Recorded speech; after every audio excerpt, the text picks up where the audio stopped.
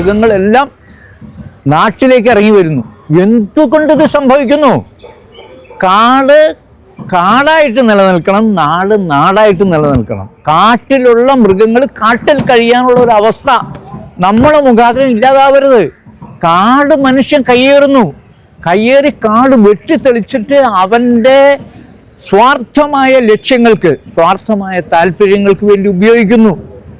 കാട്ടിൽ മൃഗങ്ങൾ കഴിയാനും കാട്ടിലുള്ള ആനത്താരകൾ പോലും മനുഷ്യൻ കയ്യേറി ആനകൾക്ക് നടക്കാനുള്ള വഴികൾ തടസ്സപ്പെട്ട് ആനകൾക്ക് കുടിക്കാനുള്ള ജലസ്രോതസ്സുകൾക്ക് പ്രശ്നങ്ങളുണ്ടാക്കി കാട്ടിലെ മരങ്ങളൊക്കെ വെട്ടിക്കടത്തി കാട്ടിലെ മൃഗങ്ങളെയൊക്കെ വേട്ടയാടിയിട്ട് അതിൻ്റെ കൊമ്പ്, തോല്, മാംസം ഇതെല്ലാം എടുക്കാനുള്ള ആ സ്വാർത്ഥ താല്പര്യങ്ങളെ കൊണ്ട് കാട്ടിൽ ജീവികൾക്ക് ജീവിക്കാൻ പാടില്ല.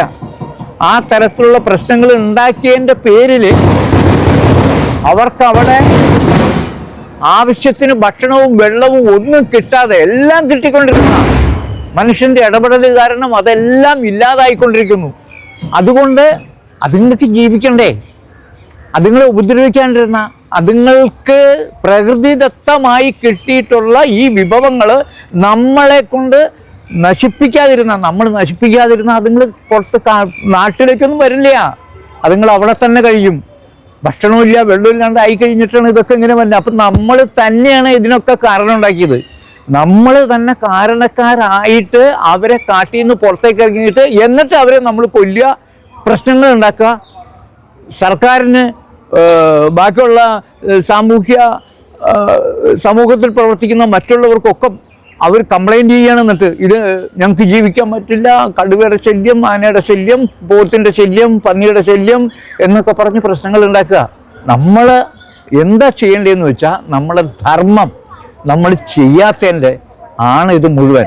ഞാൻ എൻ്റെ ധർമ്മങ്ങൾ നിർവഹിച്ചില്ലെങ്കിൽ പിന്നെ ഞാൻ ചെയ്യുന്നതൊക്കെ അധർമ്മമായിരിക്കും. നാരായണൻ ചേട്ടാ, ഒരു കാര്യം ചോദിക്കാനേ, ഇത് സ്വയമേ തോന്നി ചെയ്ത എന്തെങ്കിലും അനുഭവങ്ങൾ എന്തെങ്കിലും ഉണ്ടോ? ഈ പക്ഷികൾക്കും മൃഗങ്ങൾക്കൊക്കെ ഇങ്ങനെ വെള്ളം കൊടുക്കുന്ന എന്തെങ്കിലും അനുഭവങ്ങൾ ഉണ്ടാവുമല്ലോ, അത് എന്തെങ്കിലും ഉണ്ടോ? അനുഭവങ്ങളുണ്ട്. ഞാനൊരിക്കലൊരു യാത്ര പോകുമ്പോൾ, ഒരു ബസ്സിന് യാത്ര പോകുമ്പോൾ, ഞാനൊരു ബസ്സിൽ സൈഡിലിരുന്ന് കഴിഞ്ഞപ്പോൾ ആ സൈഡിൻ്റെ അപ്പുറത്തായിട്ട് ഒരു പക്ഷി താഴെ വീണിട്ട് എഴുന്നേക്കാനായിട്ട് പിടയ്ക്കുന്നു. അപ്പം ഞാൻ സൈഡിലിരുന്ന എൻ്റെ സഹയാത്രികനോട് ചോദിച്ചു എന്താ പക്ഷിക്ക് പറ്റിയെന്ന്. അപ്പം അദ്ദേഹം നോക്കിയിട്ട് പറഞ്ഞു, അത് വെള്ളം കിട്ടാനായിട്ട്. അങ്ങനെയൊക്കെ വളരെ കാഷ്വൽ നിസ്സാരമായിട്ട്. അപ്പം ഞാൻ ചോദിച്ചു വെള്ളം കിട്ടാഞ്ഞിട്ടോ? എനിക്ക് അത്ഭുതം തോന്നി. അപ്പം അദ്ദേഹം പറഞ്ഞു വെള്ളം കിട്ടാഞ്ഞിട്ട് ഈ വക സീസണിൽ ഇങ്ങനെ വേനലൊക്കെ വരുമ്പോൾ ഈ ജലസ്രോതസ്സുകളൊക്കെ വറ്റി കഴിയുമ്പോൾ ഇങ്ങനെയൊക്കെ ധാരാളം കാണാറുണ്ട് ഇവിടെ. അപ്പോൾ വെള്ളം കിട്ടാഞ്ഞിട്ട് പിടഞ്ഞു മരിക്കുന്ന ഒരവസ്ഥ പക്ഷികൾ, അത് ഞാൻ കണ്ടു കഴിഞ്ഞപ്പോൾ എൻ്റെ ഉള്ളിൽ ഭയങ്കര വിഷമായി.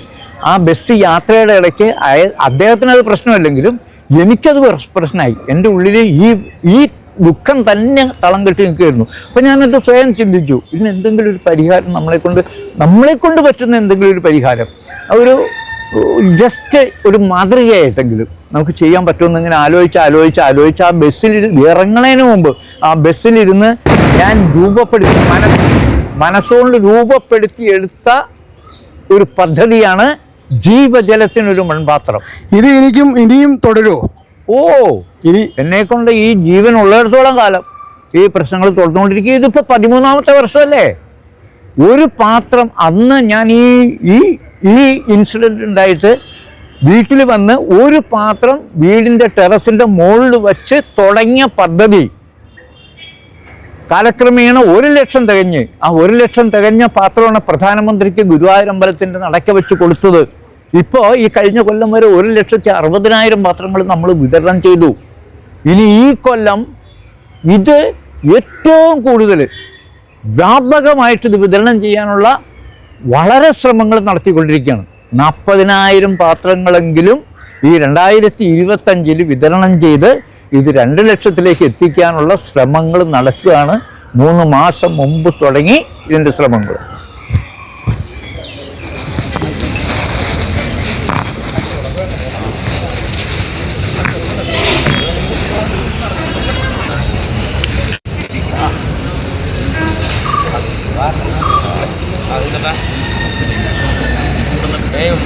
Ambil ngeliat nongkrong, ada pun